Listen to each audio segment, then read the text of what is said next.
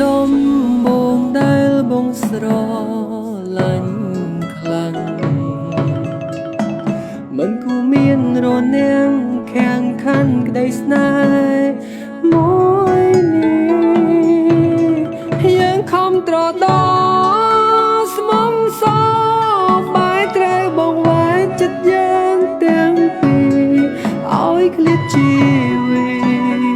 គ្មានទីណាអាចជួបជុំ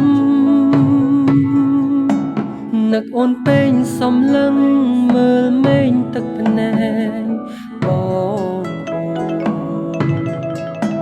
ចិត្តធ្ងួយធ្ងរអង្វរឲ្យអូនត្រឡប់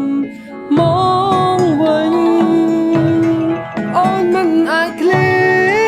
នពីបងវិលមកក្បែរមនុស្សដែលអូនស្រឡាញ់ក្នុងចិត្តអូនតែងអូនសំឡាញ់វិលវិញបានទេនួនអបងអើយអូនឃ្លាតឆ្ងាយហើយគ្មានសង្ឃឹមឡើយបានជួបត្រង់ដងទីបេះដូងមួ